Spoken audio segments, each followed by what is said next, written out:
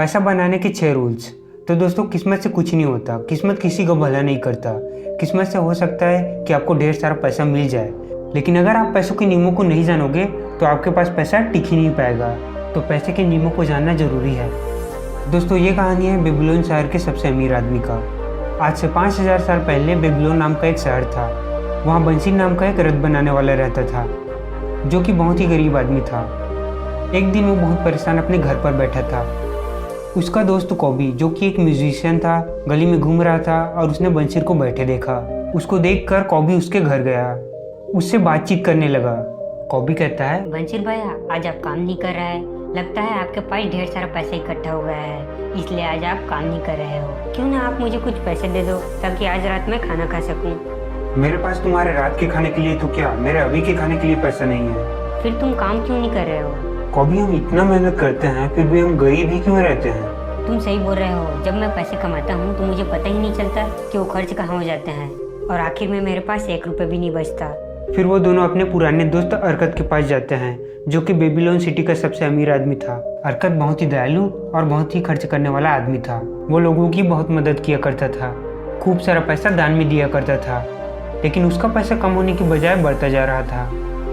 बंशीर और कॉबी अरकत से मिले और उसके पैसों के रहस्यों से संबंधित सवाल पूछने लगे। अरकत, हम एक ही जगह पढ़े, साथ में खेले कूदे और हम काम भी एक ही जैसे किया करते थे, और आज तुम बेबीलोन के सबसे अमीर आदमी हो, महंगे महंगे कपड़े पहनते हो, अच्छा अच्छा खाना खाते हो, खूब सारा पैसा खर्च करते हो। तुम इतना किस्मत वाले कैसे हो?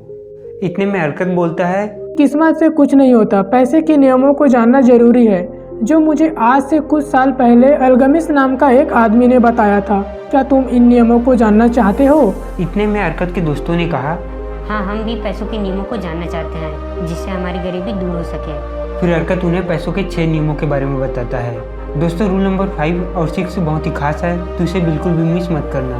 तो चलिए जानते हैं रूल नंबर 1, अपने जेब को मोटा करना शुरू करो। तुम जितने भी कमाते हो उसका 1% हिस्सा अपने लिए रखना। इतने में ही अरकत के दोस्त कहते हैं, 1 हिस्सा तो हमारी पूरी कमाई ही हो जाता है, तो हम 1 हिस्सा अपने लिए कैसे रखें? इतने में ही अरकत कहता है, क्या तुम दर्जी को कपड़ा सिलने के लिए पैसा नहीं देते हो क्या? सब्जी वाले को सब्जी के लिए पैसा नहीं देते हो क्या? मोची को जूते बनाने के लिए पैसे नहीं देते हो क्या? इतने में अरकत के दोस्त कहते हैं, हाँ, देते हैं। अरकत कहता है, तुम खुद के लिए नहीं, उन लोगों के लिए कमा रहे हो। तुम दुनिया में सबको पैसा देते हो सिवाय खुद के, इसलिए तुम जितना भी कमाते हो उसका 1 हिस्सा अलग रख देना। शुरू में आपको लगेगा कि इन थोड़े पैसे से क्या होगा, लेकिन आपका खाली जेब मोटा होना शुरू हो जाएगा। ये बात अरकत के दोस्तों को समझ में आ जाता है और वो वहाँ से चले जाते हैं। अगले दिन फिर से वो दोनों अरकत के पास आते हैं। कॉबी कहता है, अरकत, तुम कहते हो कि 1 हिस्सा अपने लिए रखना है, लेकिन हमारा तो पहले से ही खर्च मुश्किल से चल रहा है। एक तो वही पैसा हमारे लिए कम पड़ रहा है, उसमें से ही हम कुछ पैसे अलग कर दिए तो हमारा तो जीना ही मुश्किल हो जाएगा। फिर अरकत ने उन्हें पैसों का दूसरा रूल बताया, जो है कंट्रोल द एक्सपेंडिचर, यानी अपने खर्चों को कम करना। अरकत कहता है कि हम चाहे जितना भी कमाने लग जाएं, हमारे एक्सपेंसेस बढ़ते ही चले जाएंगे, क्योंकि हमारी इच्छाएं कभी ख़त्म नहीं होती है। अगर आज आप 10 सिक्के से गुजारा कर रहे हो तो कल तुम्हें 20 सिक्के भी मिलने लग जाए तो भी वो 20 सिक्के तुम्हारे लिए बहुत कम पड़ेगा। इसलिए तुम्हें अपनी इच्छाओं का कंट्रोल रखना सीखना होगा। फिर अरकत के दोस्त वहाँ से चले जाते हैं। तीसरे दिन वो दोनों फिर वापस आते हैं। फिर अरकत उन्हें पैसों का तीसरा रूल बताता है, जो है मेक द गोल्ड मल्टीप्लाई, यानी अपने पैसों को मल्टीप्लाई करना। जब आप अपनी आमदनी का 10वां हिस्सा बचाने लग जाओगे और अपने खर्चों को कंट्रोल करना सीख जाओगे, तब आप देखेंगे आपका जेब मोटा होने लगा है। तब आप ये सोचना कि अब आपको कैसे अपने पैसे को मेहनत करवानी है, यानी कि इन्हें कैसे काम पर लगाया जाए ताकि पैसों से पैसा बनाया जा सके। अरकत कहता है, आपका पैसा आपके जेब में पड़े रहने से नहीं बढ़ता, बल्कि इन्वेस्ट करने या एसेट खरीदने से बढ़ता है। जब आप अपने पैसों को काम पे लगाते हो तो आपको ज़्यादा मेहनत भी नहीं करना पड़ता और आपका पैसा भी बढ़ता रहता है। चौथे दिन अरकत अपने दोस्तों को पैसे का चौथा रूल बताता है, जो है प्रोटेक्ट योर मनी।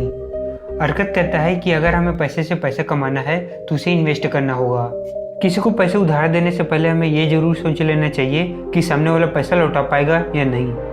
अरकत कहता है कि मेरा पहला इन्वेस्टमेंट बहुत ही ख़राब था, जिसमें मेरी पूरी 1 साल की कमाई बर्बाद हो गई। वह यूँ था कि अरकत ने जितना भी पैसा 1 साल में सेव किया था उसे वो अजमन नाम के एक व्यक्ति को दे देता है, जो कि लोहे का व्यापारी था।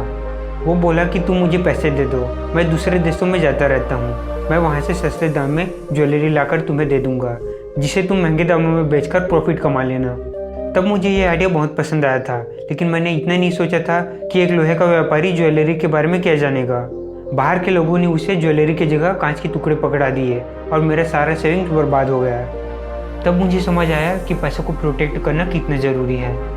हमें अपना पैसा वही इन्वेस्ट करना चाहिए जिस चीज़ का हमें पूरा नॉलेज हो, या हमें उन्हें ही पैसे देना चाहिए जो उस फील्ड के एक्सपर्ट्स हों। 5वें दिन हरकत अपने दोस्तों को पैसे का 5वां नियम बताता है, जो है इंश्योर ए फ्यूचर इनकम, यानी अपने फ्यूचर के लिए इनकम के सोर्सेज बनाना।